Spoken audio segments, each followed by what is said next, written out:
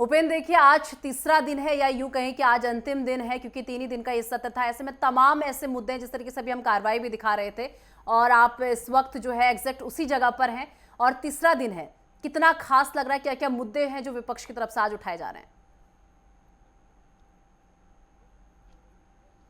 देखिए, सदन की कार्रवाई शुरू हो चुकी है और सदन में जिस तरीके से नियम 310 के तहत आपदा के मुद्दे पर जो है विपक्ष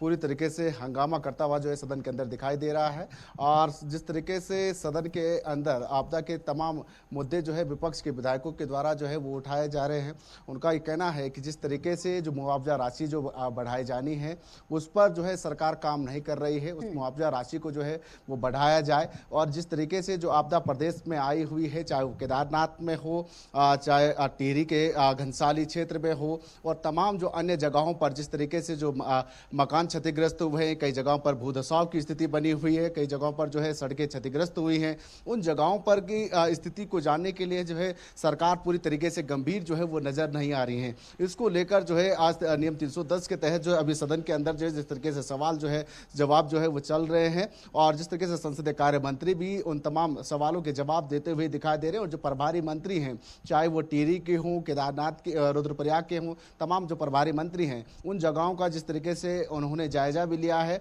और मुआवजा राशि को लेकर संसदीय कार्य मंत्री भी उस पर जो है वो जवाब देते हुए दिखाई दे रहे हैं। सत्र की जब शुरुआत हुई तो आज कांग्रेस के तमाम जो विधायक थे उन्होंने सदन के बाहर जिस तरीके से प्रदर्शन करते हुए दिखाई दे, उन्होंने साफ तौर पर कहा कि सरकार पूरी तरीके से गंभीर नहीं है। प्रदेश में जिस तरीके से जो आपदाएं जिस तरीके से आ रही है और जिस तरीके से आपदा को लेकर एक जो आकलन किया जा रहा है कि सबसे ज़्यादा जो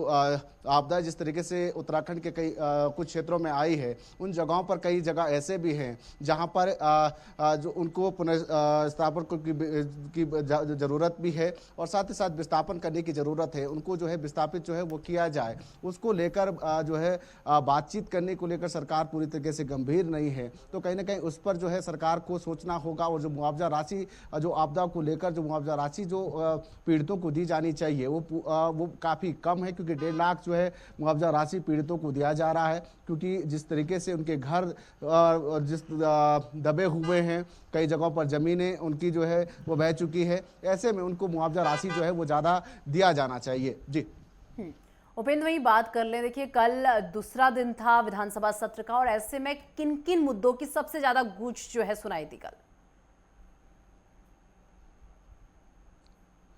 कल जिस तरीके से देर रात 10 बजे तक जिस तरीके से सदन चला और काफ़ी जिस तरीके से अनुपूरक बजट को भी पेश किया गया, 5,013 करोड़ का जिस तरीके से अनुपूरक बजट जो है वो रखा गया और 8 विधेयक उस पर रखे गए, 3 अध्यादेश भी सदन के पटल पर रखे गए। उसके साथ साथ जिस तरीके से नियम 58 के तहत जिस तरीके से बिगड़ती कानून व्यवस्था के मुद्दे पर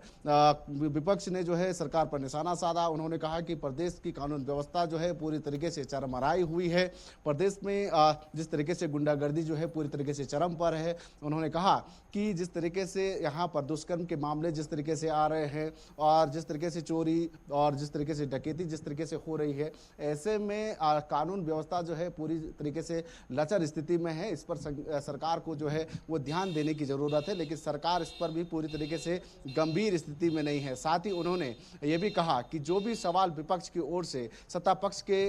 जो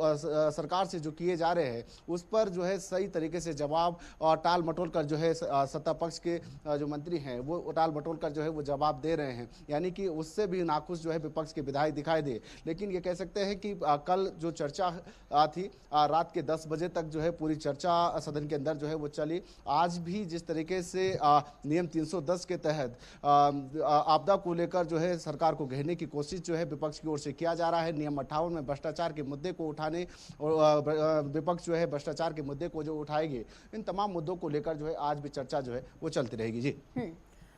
उपेंद्र, जिस तरीके से बात कर ली जाए, देखिए कल अनुपूरक बजट भी पेश किया गया है और ऐसे में विपक्ष की तरफ से कोई रिएक्शन इस अनुपूरक बजट को लेकर?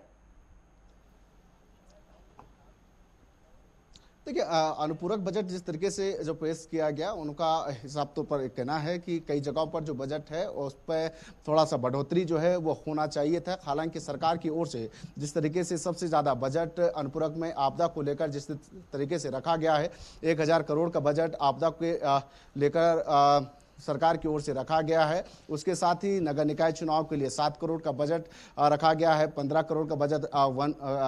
वन के लिए और कृषि के लिए जो है सरकार की ओर से रखा गया है। तो ऐसे में शिक्षा, स्वास्थ्य के लिए भी अलग तरीके से जो बजट में प्रावधान जो है अनुपूरक बजट में रखा गया है। और जिस तरीके से अनुपूरक बजट में देखा जाता है कि जब संपूर्ण बजट सरकार का आ जाता है, उसके बाद जो ज़्यादा ज़रूरत जब सरकार को पड़ जाती है तो उसके बाद ये अनुपूरक बजट जो है वो सरकार लेकर आती है। तो इस बार 5013 करोड़ का अनुपूरक बजट जो है वो सरकार लेकर आई है और अलग अलग मदों में जो है बजट का प्रावधान भी सरकार की ओर से रखा गया है। हालांकि जिस तरीके से जो अनुपूरक बजट में